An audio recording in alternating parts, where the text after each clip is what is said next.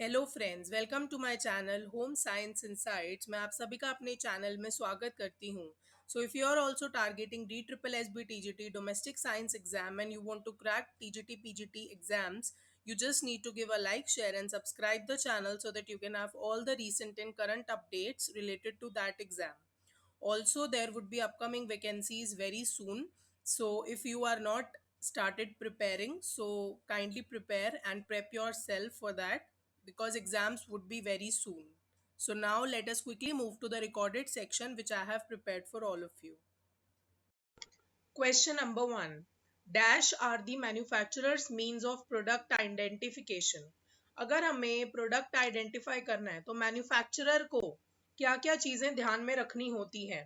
Price, brand, quality या barcodes, इनमें से क्या है जो वो यूज करते हैं प्रोडक्ट की आइडेंटिफिकेशन करने के लिए, मतलब प्रोडक्ट को पहचानने के लिए? The correct answer is option number B, brand. Brand use करते हैं वो प्रोडक्ट की आइडेंटिफिकेशन प्रोसेस के लिए। चलिए बढ़ते हैं क्वेश्चन नंबर 2 की तरफ। Which of the following is a temporary hard stitch? इसमें से कौन सा टेम्परेरी स्टिच है लेकिन हार्ड स्टिच है? टेम्परेरी होता है जो परमानेंट नहीं होता। Running stitch, back stitch, over hand stitch या even basting? The correct answer is even basting. Even basting जो है वो आपका टेम्परेरी हार्ड स्टिच है। चलिए बढ़ते हैं क्वेश्चन नंबर 3 की तरफ। Dash is use for checking lines and hems. अगर मैं बात करती हूँ लाइन्स और हेम्स की चेकिंग की, तो इसमें से क्या यूज किया जाता है? Yard stick, tape measure, ruler या none of the above?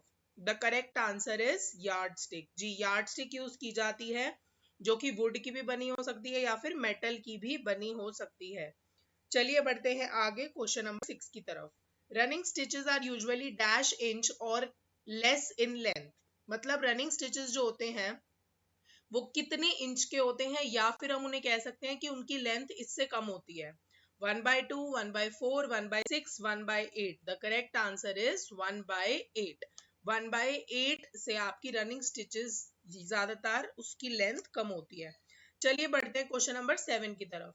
The needle that has long eyes and a blunt tip is called. एक नीडल को डिफाइन किया गया है कि उसकी लॉन्ग आईज है और ब्लंट टिप है। एक तो लॉन्ग आईज है उसकी और दूसरा क्या बताया गया, ब्लंट टिप है। उसको कौन सी नीडल कहा जाता है? क्रूअल, चेनाइल, टेपेस्ट्री या beading? The correct answer is crewel. Crewel जो आपकी नीडल होती है उसमें लॉन्ग आईज होती हैं और ब्लंट टिप होती है उसकी। चलिए बढ़ते हैं क्वेश्चन नंबर 8 की तरफ। Dash is a single unattached stitch worked in a circle to give an impression of petals. आपने देखा होगा ये एक ऐसा स्टिच होता है अनस्टिच्ड, बेसिकली एक ऐसा अनअटैच्ड स्टिच होता है जो अटैच नहीं हुआ हुआ, सर्कल में काम करता है और ऐसा लगता है कि पेटल्स बन गए हैं, जैसे फ्लावर की पत्तियां होती हैं। चलिए बढ़ते हैं आगे क्वेश्चंस की तरफ, ऑप्शंस पे चलते हैं। Chain stitch, satin stitch, split stitch या lazy daisy? The correct answer is lazy daisy. Lazy daisy stitch ऐसा होता है जिसमें सर्कल में काम करता है स्टिच, लेकिन ऐसा लगता है पेटल्स बन गए हैं। चलिए बढ़ते हैं अगले की तरफ 19। Which of the following is a fastener? आपको बताना है कि इसमें से कौन सा फास्टनर नहीं है। Not a fastener, question negative है। नॉट अ फास्टनर आपको बताना है कि कौन सा फास्टनर नहीं है। Buttons, eyelets and cords, hooks and eyes या thread? The correct answer is thread. Thread जो है वो फास्टनर नहीं होता, उसको हम फास्टनर में काउंट नहीं करते। बाकी buttons, eyelets, hooks, cords, eyes ये सब फास्टनर्स होते हैं। जिप। चलिए बढ़ते हैं अगले क्वेश्चन की तरफ। The thread used to stitch an applique in place is called. कौन सा ऐसा थ्रेड है जिससे हम एप्लीक स्टिच करते हैं, उसको क्या कहा जाता है? All purpose sewing thread, bobbin thread, designer thread या मेटालिक थ्रेड? तो करेक्ट आंसर क्या है आपका? All purpose sewing thread. जो भी ऑल पर्पज स्यूइंग थ्रेड होता है उसी से आप अपना एप्लीक स्टिच करते हैं। चलिए बढ़ते हैं अगले क्वेश्चन की तरफ। Dash is one of the oldest of all crafts. इसमें से सबसे पुराना, सबसे प्राचीन क्राफ्ट कौन सा है? एप्लीक, एम्ब्रॉयडरी, बेस्टिंग या hemming? The correct answer is embroidery. Embroidery सबसे ज्यादा पुराना ओल्डेस्ट क्राफ्ट है। चलिए बढ़े आगे क्वेश्चन की तरफ। विच one of the following is not the symptom of marasmus? Again question negative है, नॉट। तो क्या इसमें से सिम्टम नहीं होता मरासमस का? मरासमस और क्वेश्योरकर पीएम डिजीजेस होते हैं, अगर आपको याद हो। Severe growth retardation, severe muscle wasting, loss of subcutaneous fat, no muscle wasting? The correct answer is no muscle wasting. ऐसा नहीं होता कि उसमें मसल वेस्टिंग नहीं होती, बल्कि होती है, तो ये गलत ऑप्शन है। चलिए बढ़ते हैं आगे क्वेश्चन की तरफ। डैश में be called as adult rickets. ये बहुत इंपॉर्टेंट क्वेश्चन है। एडल्ट रिकेट्स किसको कहा जाता है? रिकेट्स होता है विटामिन डी की डेफिशिएंसी की वजह से। Osteomalacia, follicular hyperkeratosis, angular stomatitis, keratomalacia. The correct answer is keratomalacia, no, osteomalacia, बिल्कुल करेक्ट। तो आपका फॉलिक्यूलर हाइपरकिटोसिस की बात करते हैं तो वो केरेटिन या स्किन की वजह से होता है। एंगुलर स्टोमेटाइटिस आपका लिप्स से रिलेटेड है। और केरेटोमलेशिया आपका आईज इफेक्शन है, दैट इज विटामिन ए। तो विटामिन डी जो है आपका वो करेक्ट आंसर हो गया। चलिए बढ़ते हैं आगे नेक्स्ट क्वेश्चन की तरफ।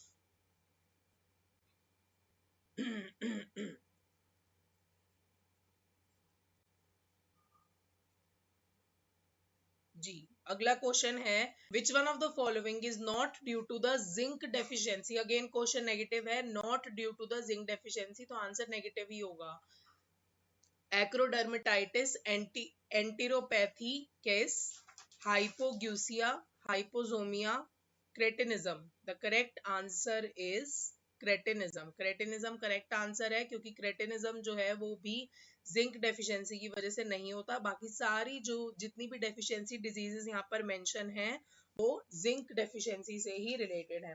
अगर हम बात करते हैं फर्स्ट डेफिशिएंसी की, एक्रोमेटाइटिस एंटेरोपैथिकेस, ये डिजीज जो है ये आपकी स्किन में होती है। हाइपोग्यूसिया ये होती है टेस्ट, आप इसमें आइडेंटिफाई नहीं कर पाते। हाइपोजोमिया जो है वो स्मेल आइडेंटिटी के लिए होती है, इसमें आप स्मेल को आइडेंटिफाई करना की शक्ति खत्म कर देते हैं। और क्रेटिनिज्म जो है वो जिंक से रिलेटेड नहीं है, क्योंकि वो आयोडीन की डेफिशिएंसी होती है। चलिए आज के लिए इतना ही।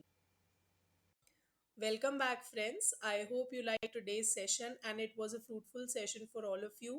So, kindly share the channel and subscribe it for more videos like this.